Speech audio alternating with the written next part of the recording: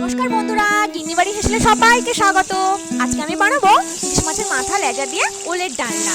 এর জন্য আমি কড়াইয়ে তেল চাপিয়ে দিয়েছি, ওর মধ্যে একটু নুন ছিটিয়ে দিলাম যাতে না তেলটা ছিটকে আসে।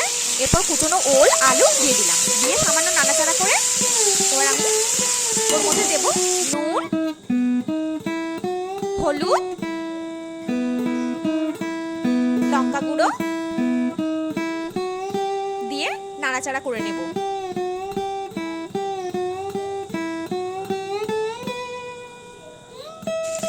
এবার আমি পরিমাণ মতো জল ঢেলে দেবো। ডালনাটা করার জন্য একটু জলটা বেশিই দিতে হবে। এটাকে সিদ্ধ করে নেব। সিদ্ধের জন্য আমি ঢাকা দিয়ে দিচ্ছি, ঢাকা দিয়ে দিলাম। ফুটতে থাকছে। এদিকে আমি কড়াই বসিয়ে দিয়েছি।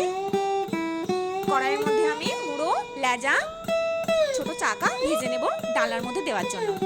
আমরা ইলিশ মাছ আনলে মনে করি যে মাছের চাকাগুলো যে ভাপা করবো, কিন্তু মুড়ো লেজা কি করবো খুঁজে পাই না। তো এইভাবে ওলের ডালনা বানিয়ে নিতে পারে। মাছগুলো ভাজা হয়ে এলে আমি 5 ফোড়ন, শুকনো লঙ্কা ওর মধ্যে দিয়ে দেবো এবং আদা বাটাও দিয়ে দেবো ওর মধ্যে। ভালো করে ভাজা ভাজা হয়ে এলে এবার আমি ওর মধ্যে হলুদ, সামান্য কাশ্মীরি লঙ্কার গুঁড়ো, জিরে গুঁড়ো আর ধনে গুঁড়ো দিয়ে দেবো। কাশ্মীরি লঙ্কার গুঁড়োটা দিলে কি হবে, কালারটা খুব ভালো আসবে। আর আমি ওইদিকে যখন আমি ওল আলু ভেজেছিলাম তখন অল্প আমি রেগুলার গুঁড়ো লঙ্কা দিয়েছিলাম, আর এখানে কালারের জন্য আমি কাশ্মীরি গুঁড়ো লঙ্কা দিলাম। এত ভালো হয় রেসিপিটা বন্ধুরা, কি বলবো, আপনারা করে দেখবেন একবার, খুব ভালো লাগে খেতে। ওলের ডালনা মানে মাছের মাথা দিয়ে, ইলিশ মাছের মাথা দিয়ে খুবই ভালো লাগে। এটা আমাদের নদীর নিজেদের গঙ্গা ভাগীরথীর নদীর ইলিশ, টাটকা ইলিশ।